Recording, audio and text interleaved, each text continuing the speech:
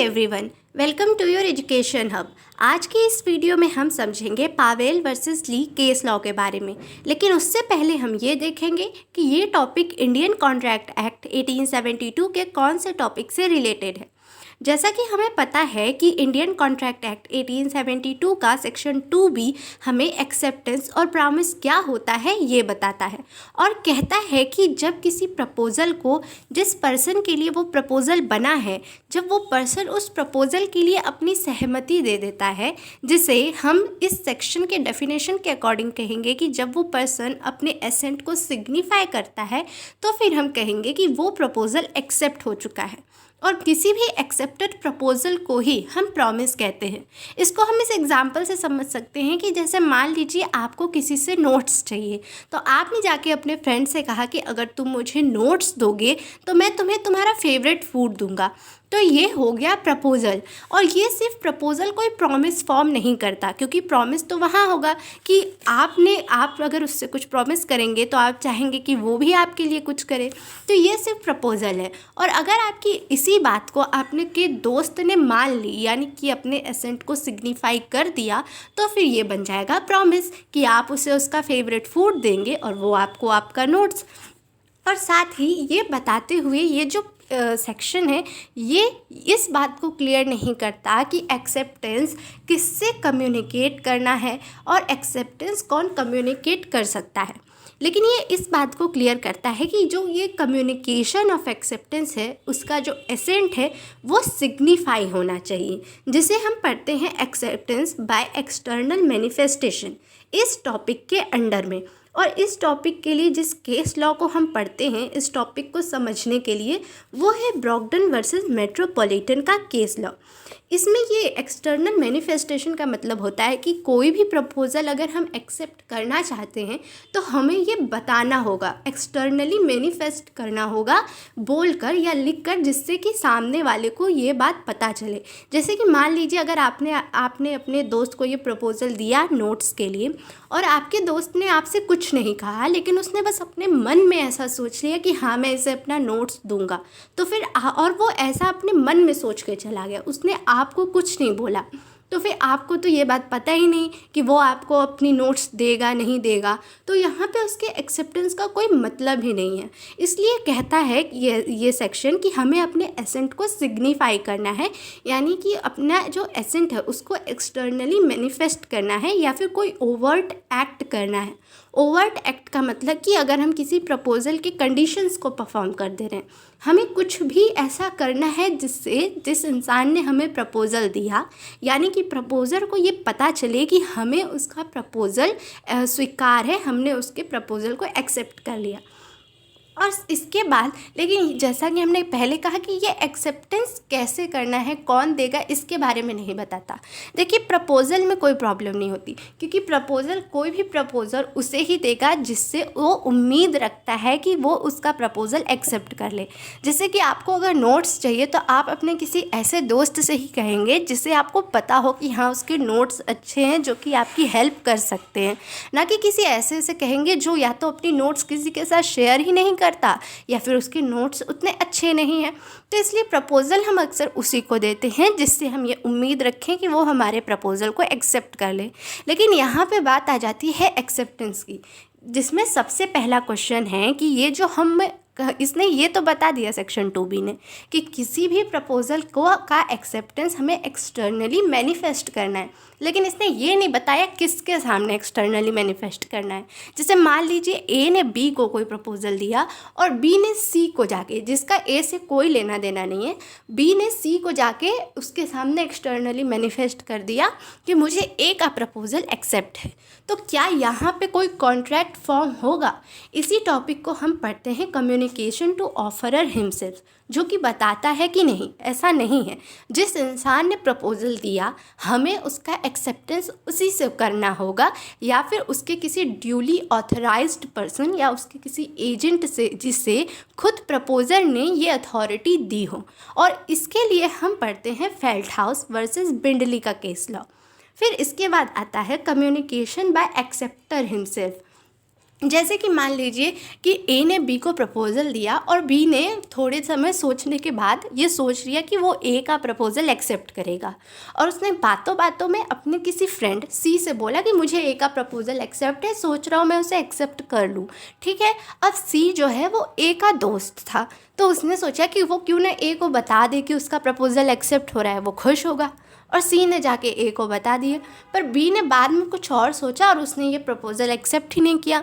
तो यहाँ पे तो कम्युनिकेशन हुआ ना ए के साथ कि बी ने प्रपोज़ल एक्सेप्ट किया। तो क्या ऐसे किसी सिचुएशन में कोई कॉन्ट्रैक्ट फॉर्म हो जाएगा?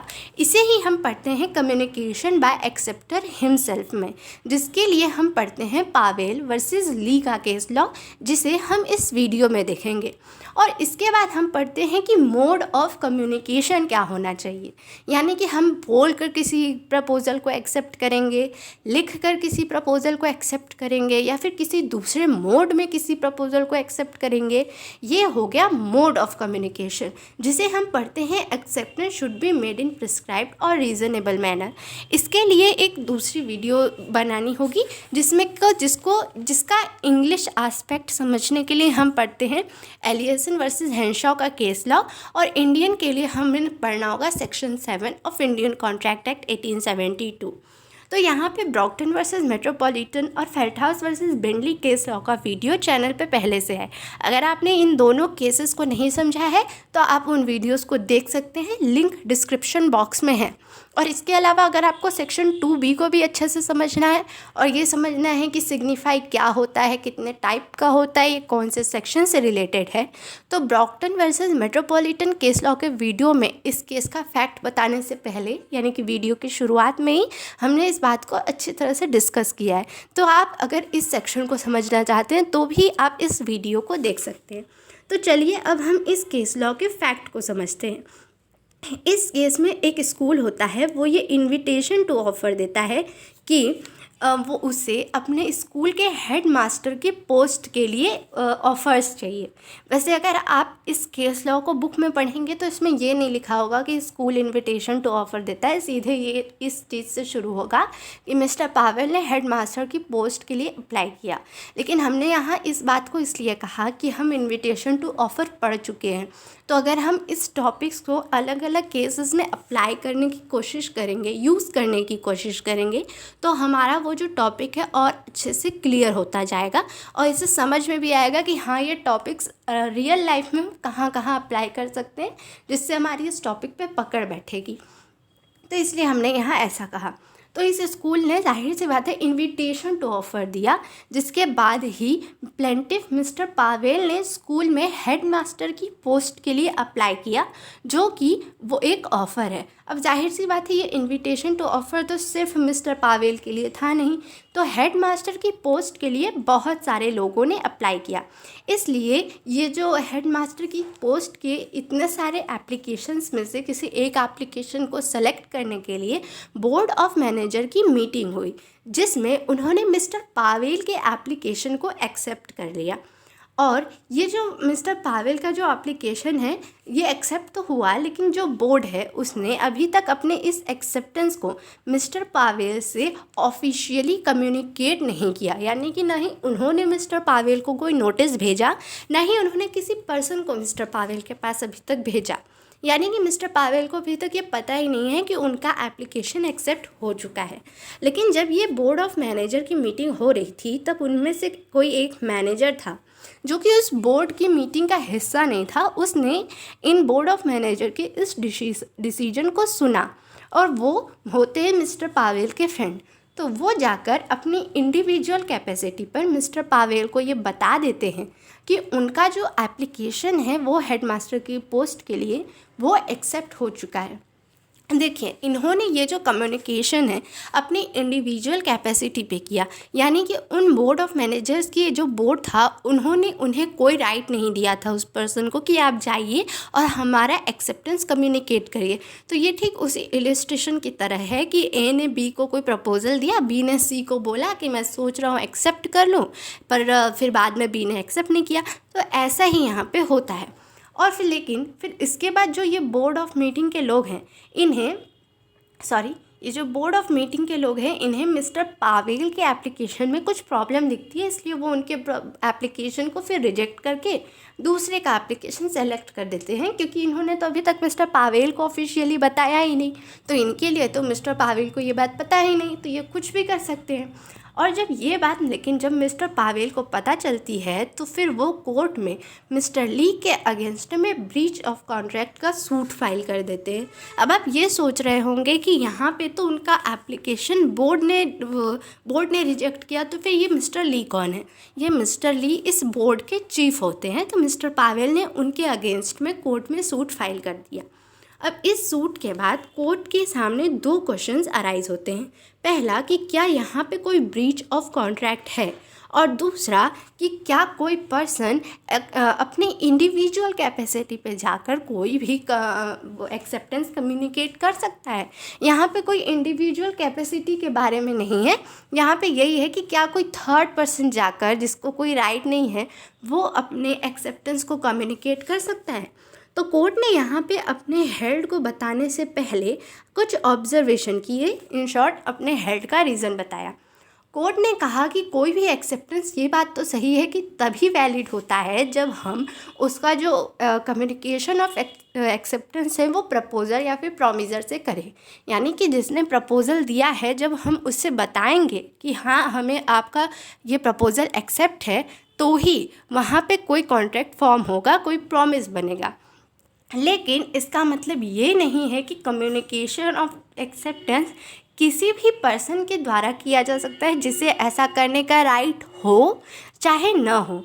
इसलिए इसके आगे कोर्ट ने कहा कि क्योंकि यहाँ पे ये जो कम्युनिकेशन ऑफ एक्सेप्टेंस है वो उस पर्सन ने अपनी इंडिविजुअल कैपेसिटी पे किया था, और वो बोर्ड का कोई ड्यूली ऑथराइज्ड एजेंट नहीं था, और न ही उसे कुछ ऐसा करने का राइट था, इसलिए यहाँ पे कोई भी कम्युनिकेशन ऑफ एक्सेप्टेंस था ही नहीं। और जब कम्युनिकेशन ऑफ एक्सेप्टेंस था ही नहीं तो वहाँ कोई प्रॉमिस भी नहीं था, प्रॉमिस नहीं था तो कॉन्ट्रैक्ट भी नहीं था, और जब कॉन्ट्रैक्ट था ही नहीं तो कोई ब्रीच ऑफ कॉन्ट्रैक्ट यहाँ पे कैसे होगा। और इसके अलावा कोर्ट ने कहा कि जब भी कोई एक्सेप्टेंस किसी ऐसी थर्ड पर्सन के द्वारा किया जाता है जिसे ऐसा करने का कोई राइट नहीं है, तो फिर वो उस एक्सेप्टेंस को इनवैलिड बना देता है। तो इससे हमें यही कंक्लूज़न मिलता है कि अगर कोई भी कम्युनिकेशन ऑफ एक्सेप्टेंस है तो या तो वो प्रॉमिजी खुद जाके प्रॉमिजर को बताए, या फिर उसका कोई ड्यूली ऑथराइज्ड एजेंट जिससे प्रॉमिजी ने खुद कहा हो कि हाँ तुम मेरी तरफ से ये बात जाके प्रॉमिजर को बता सकते हो, तो ही कोई दूसरा आदमी जाके इस कम्युनिकेशन ऑफ एक्सेप्टेंस को कंप्लीट कर सकता है। लेकिन इसके लिए जो जनरल ऑफ़र है वो एक एक्सेप्शन है। यहाँ पे एक जनरल ऑफ़र देखिए, ये जो जनरल ऑफ़र है, ये जो ऑफ़र होता है वो पब्लिक एट लार्ज के लिए होता है। इनविटेशन टू ऑफ़र भी यूजुअली पब्लिक एट लार्ज के लिए होता है, लेकिन वहाँ पे इनविटेशन टू ऑफ़र को एक्सेप्ट करने पर एक ऑफ़र बनता है, न कि एक कॉन्ट्रैक्ट। और वहीं पर कोई जनरल प्रपोजल यानी कि कोई जनरल ऑफ़र है जो वर्ल्ड एट लार्ज के लिए बनता है, उसे एक्सेप्ट करने पर एक कॉन्ट्रैक्ट अराइज होता है। तो जनरल ऑफ़र में कोई भी कम्युनिकेशन ऑफ एक्सेप्टेंस करना ज़रूरी नहीं है। यहाँ पे उस प्रपोज़ल का जो कंडीशन है उसे परफॉर्म कर देना ही इनफ होता है। इसके लिए हम पढ़ते हैं Carlill versus carbolic smoke ball का केस, जो जनरल ऑफ़र का एक बहुत ही लैंडमार्क केस लॉ और एग्जाम्पल है, जिसका वीडियो चैनल पे पहले से है। अगर आपको ये जानना है कि यूनिलेटरल कॉन्ट्रैक्ट क्या होता है, जनरल ऑफ़र क्या होता है, ये कैसे वर्क करता है, तो आप उस केस की वीडियो देख सकते हैं। सो आई होप कि आपको Pavel versus Lee case law अच्छे से समझ में आ गया होगा। अगर आपको कुछ पूछना है तो आप अपने क्वेश्चंस को कमेंट सेक्शन में कमेंट कर सकते हैं। It will be fun to answer the tricky questions. So if you find this video fruitful and knowledgeable, then please like this video, subscribe to your education hub and share this video with your friends. Thank you for watching.